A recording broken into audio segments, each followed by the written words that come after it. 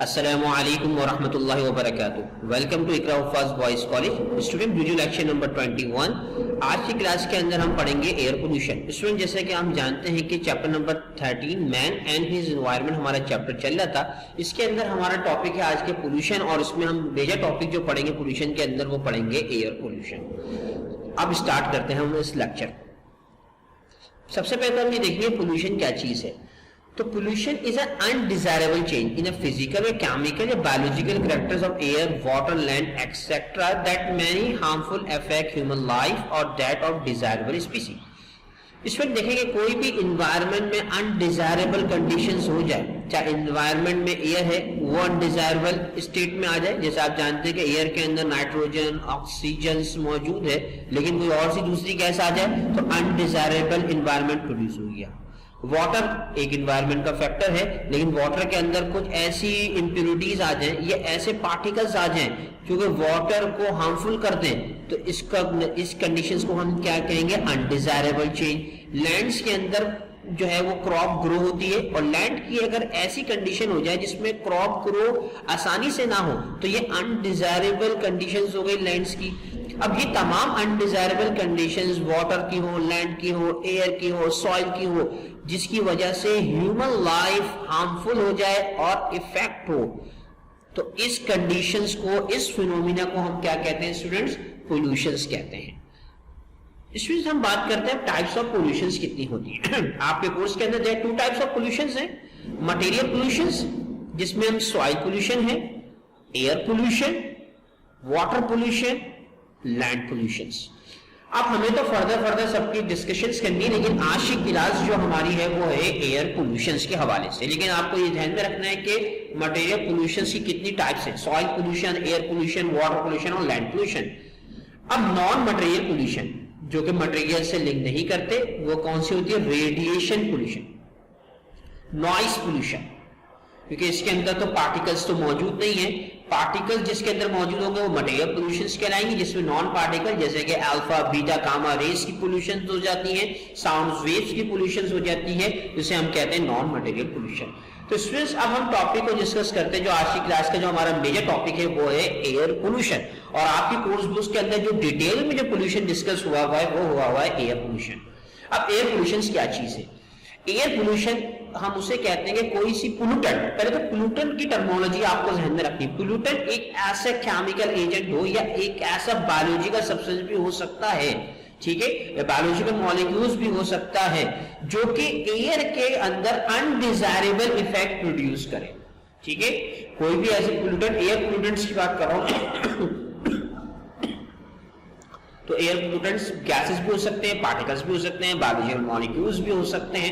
अगर undesirable changes produce कर रहे हैं एयर के अंदर जो कि हार्मफुल इफेक्ट प्रोड्यूस कर रहे हैं ह्यूमन बीइंग के लिए और एनवायरनमेंट के लिए, तो उसे हम क्या कहते हैं, एयर पोल्यूशंस कहते हैं।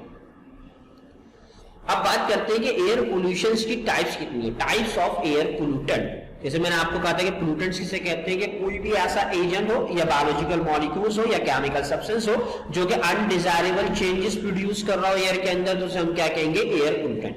अब इसकी टाइप्स क्या हैं? तो सबसे पहले there are two types of air pollutants. Primary pollutants, primary pollutants क्या हैं? जैसे कि आपको पता है कि डायरेक्टली कॉज एयर पोल्यूशन जैसे कि सल्फर डाइऑक्साइड गैसेस हैं जो कि इमिट्स होती हैं फैक्ट्रीज के अंदर, जिसे हम कहते हैं कार्बन डाइऑक्साइड गैसेस भी हो सकती है। जो डायरेक्ट गैसेस जो है वो इन्वॉल्व हो जाए एयर के मिक्सचर ऑफ गैसेस के अंदर, तो हम कहते हैं प्राइमरी पोल्यूटेंट। सेकेंडरी पोल्यूटेंट किसे कहते हैं स्टूडेंट्स? आप सेकेंडरी पोल्यूटेंट्स को देखते हैं। The pollutant form by intermingling in the reactions of primary pollutant are known as secondary pollutant. जैसे कि आपको पता है कि स्मोक किससे फॉर्म होता है? सल्फर डाइऑक्साइड अगर जो ह्यूमिडिटी मौजूद होती है एयर के अंदर उससे रिएक्ट करके स्मोक फॉर्म कर देता है। स्मोक के साथ साथ क्या होता है, स्मोक भी और फॉग भी प्रोड्यूस हो सकता है एनवायरनमेंट के अंदर। तो बेसिकली आपको प्राइमरी पोल्यूटेंट और सेकेंडरी पोल्यूटेंट में डिफरेंशिएट इस तरह ध्यान में रखना है कि प्राइमरी पोल्यूटेंट अगर एयर के अंदर मौजूद होगा तो सेकेंडरी पोल्यूटेंट प्रोड्यूस हो सकता है। और प्राइमरी पोल्यूटेंट किस फॉर्म में होगा?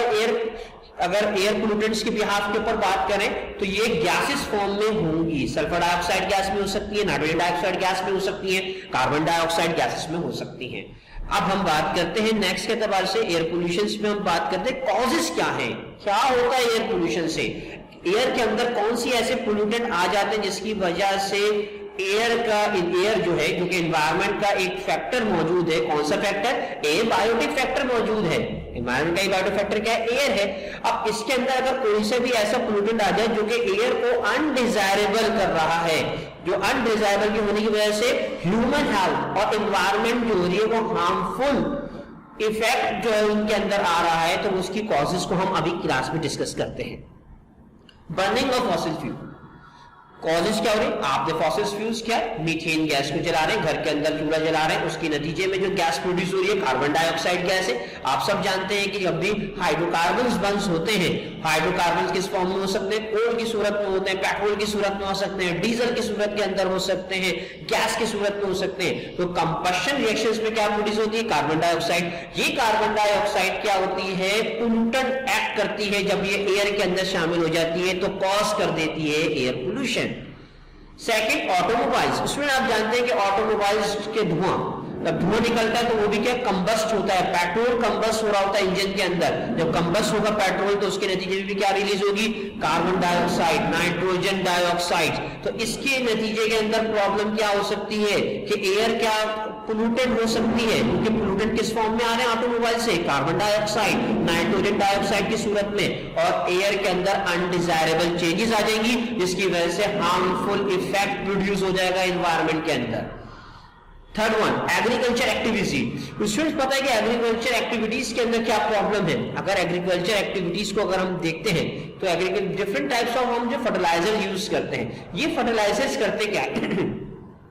इन फर्टिलाइजर्स की वजह से जब ये सॉइल्स के अंदर जाते हैं तो एक गैस रिलीज होती है सल्फर डाइऑक्साइड की सूरत में, सल्फर ट्राइऑक्साइड की सूरत के अंदर। अगर ये एज अ पोल्यूटेंट एयर के अंदर आ जाए तो कॉज कर देंगे एयर पोल्यूशन। अब बात करते हैं फैक्ट्री इंडस्ट्रियल बात है, जैसे आप पीछे पिक में भी देख सकते हैं, जैसे मैंने आपको प्रीवियस स्लाइड्स के अंदर ये दिखाया था कि एयर पोल्यूशन जो होते हैं वो पोल्यूटेंट्स से होते हैं। प्राइमरी पोल्यूटेंट्स खासतौर पे फैक्ट्रीज और इंडस्ट्रीज से प्रोड्यूस होते हैं in the form of toxic gases. Ammonia gas भी हो सकती है, सल्फर डाइऑक्साइड भी हो सकती है, नाइट्रोजन डाइऑक्साइड भी हो सकती है, कार्बन डाइऑक्साइड भी हो सकती है। माइनिंग एक्टिविटीज के अंदर भी जो है हो सकती है। अगर आप माइनिंग कर रहे हैं, किसकी? पेट्रोल की माइनिंग कर रहे हैं, क्रूड ऑयल की कर रहे हैं, कोल की कर रहे हैं, जिसकी वजह से क्या होता है कि कंबशन रिएक्शंस परफॉर्म हो जाता है। एनवायरमेंट के अंदर वैसे ही जो है मॉइस्चर भी मौजूद है, क्योंकि एयर के अंदर गैसेस के साथ वाटर के मॉलिक्यूल्स होते हैं जिसे हम मॉइस्चर कहते हैं या ह्यूमिडिटी भी कहते हैं। अगर ये पार्टिकल्स अगर मॉइस्चर से रिएक्ट कर जाते हैं तो एयर के अंदर पोल्यूटेंट आ जाते हैं और कॉज हो जाती है एयर पोल्यूशन। डोमेस्टिक सोर्सेज सबको पता है कि कोई लोग जो है लकड़ी जला के खाना पका रहे हैं, ठीक है, कोई कचरा जला रहे हैं, तो उसके नतीजे में भी क्या होता है? पोल्यूटेंट प्रोड्यूस हो जाएंगे। जब कचरा जलेगा या सॉलिड वेस्ट जलेगा या खाना पकाने के लिए कोई भी लकड़ी इस्तेमाल कर रहे हैं, जिसकी वजह जलने की बुनियाद के ऊपर बर्निंग की वजह से जो गैस प्रोड्यूस होगी वो एक्ट एज अ पोल्यूटेंट करेगी। अब उस गैसेस में कौन कौन सी? कार्बन मोनोऑक्साइड भी आ सकती है स्टूडेंट, कार्बन डाइऑक्साइड मेजरली होती है इसके अंदर, जिसकी वजह से क्या होता है कि कॉज हो जा सकते हैं एयर पोल्यूशन के। अब बात करते हैं कि इफेक्ट ऑफ एयर पोल्यूशन क्या है। अब कॉज तो हो गया, अब इफेक्टनेस क्या आएगी एनवायरमेंट के ऊपर, ह्यूमन हेल्थ के ऊपर, उसको हम डिस्कस करते हैं इफेक्ट। तो सबसे पहले इफेक्ट डिस्कस करते हैं the hazard effect of air pollution on the environment include. अब कौन कौन सी है इसको देख लेते हैं। डिजीज, एयर पोल्यूशन की वजह से रेस्पिरेटरी डिसऑर्डर हो सकता है, हार्ट डिजीज हो सकती है, लंग कैंसर खासतौर पर मोस्ट इंपॉर्टेंट है। और अगर चिल्ड्रंस अगर जिस एयर हैबिटेट में ज्यादा रहते हो तो उसके अंदर अगर एयर पोल्यूशन हो जाए तो न्यूमोनिया, जो एस्मा, ये बहुत कॉमन डिजीजेस हैं ड्यू टू एयर पोल्यूशन। ठीक है, आपको पता है कि जब एनवायरमेंट्स के अंदर जब एयर की जगह दूसरी गैसेस आ जाएंगी, जब इनहेल करेगा ह्यूमन बीइंग तो वो ऑक्सीजन की जगह क्या इनहेल कर रहा है? Sulphur dioxide, carbon dioxide, carbon monoxide, जिसकी वजह से एल्वोलाई के अंदर जो डिफ्यूजन है और गैसेस का वो प्रॉब्लम में आ सकता है। अब सेकेंड इफेक्ट के एतबार से बात करते हैं ग्लोबल वार्मिंग। इसमें आपने बहुत सुना होगा सर ग्लोबल वार्मिंग हो रही है, क्लाइमेट चेंज हो रहा है, क्या बोलते हैं पूरी दुनिया का। सर ये क्या मसला है global warming? What is the global warming? तो ग्लोबल वार्मिंग को पहले आप समझेंगे ग्लोबल वार्मिंग है क्या।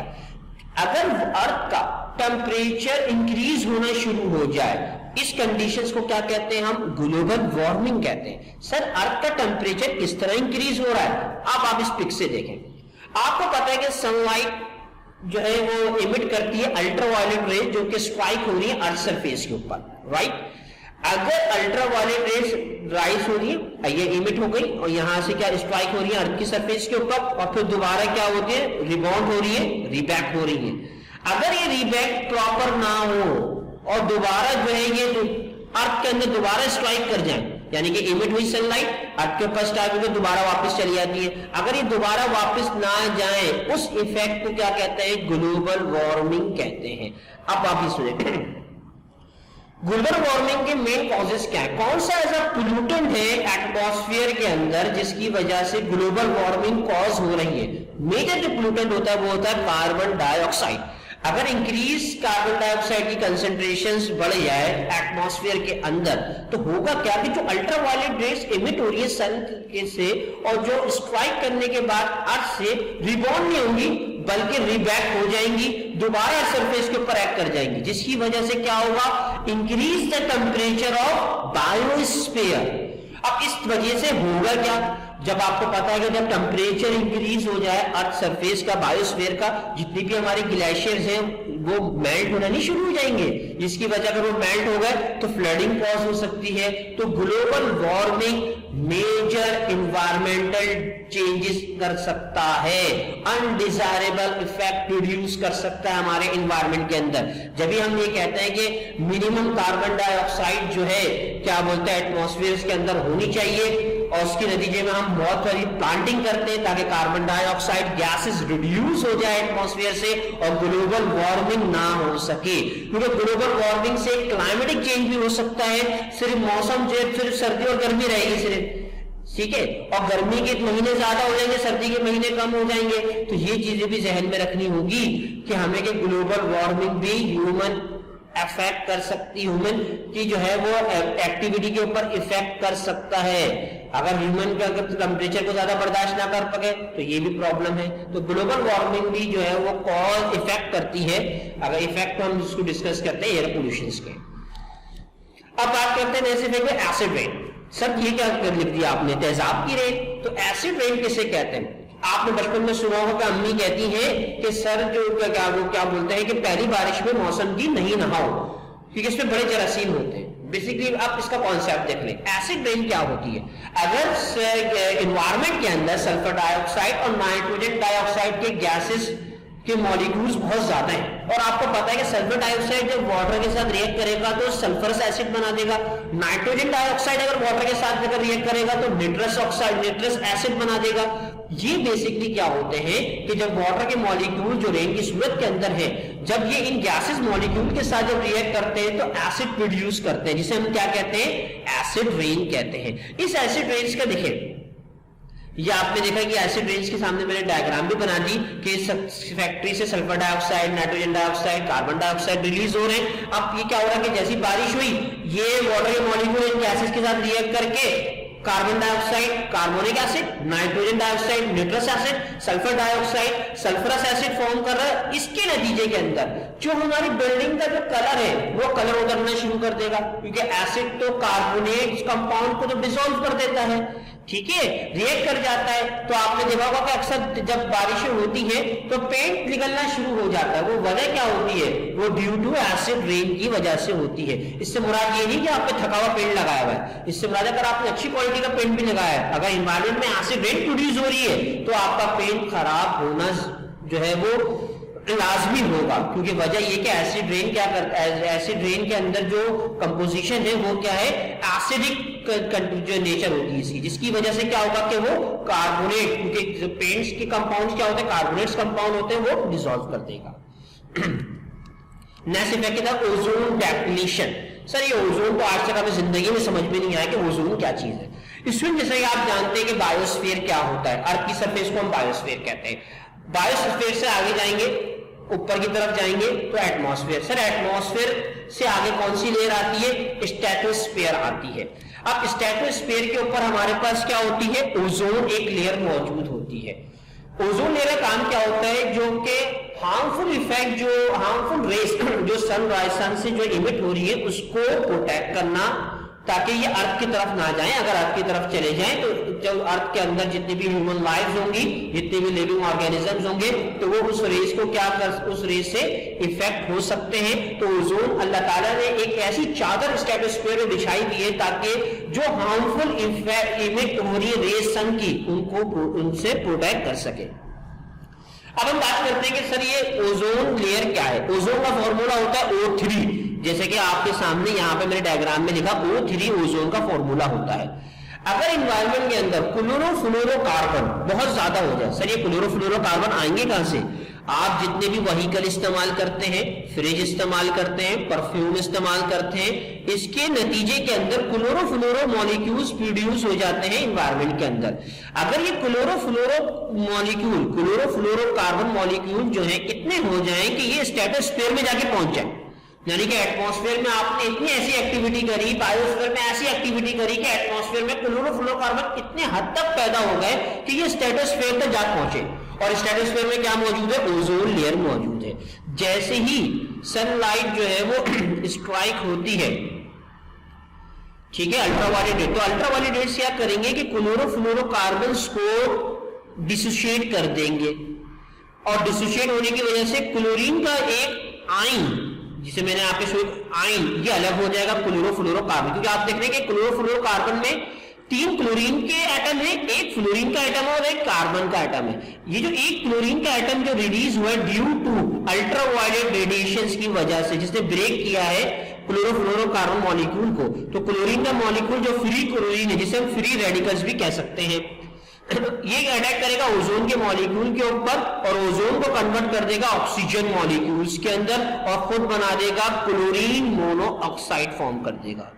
अच्छा, ये क्लोरीन जो मोनोऑक्साइड है, इससे फ्री ऑक्सीजन जो है वो अटैक करेगा और दोबारा क्या होगा कि फ्री क्लोरीन अलग हो जाएगा और ऑक्सीजन मॉलिक्यूल यहां पे एग्जिस्ट कर देगा। क्योंकि आपको पता है कि स्ट्रेटोस्फीयर के अंदर ओजोन लेयर होती है और ऑक्सीजन मॉलिक्यूल जो होती है, अब वो स्ट्रेटोस्फीयर में आ गई, वो तो कुछ भी बिगाड़ नहीं सकती अल्ट्रावायलेट रेस का।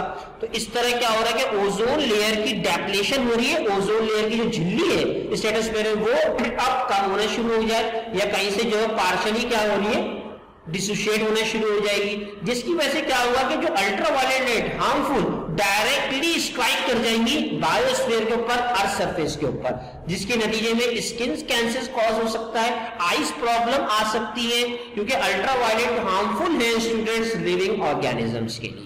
राइट स्टूडेंट्स, तो ये अभी हमने क्या पढ़ा, ओजोन डेप्लेशंस को यहाँ पे डिस्कस किया। स्टूडेंट आज की क्लास हम यहीं पे एंड करते हैं। इंशाल्लाह ताला जो है वो अब नेक्स्ट लेक्चर में हम डिस्कस करेंगे वाटर एंड लैंड पोल्यूशन। अस्सलामु अलैकुम व रहमतुल्लाहि व बरकातुहू।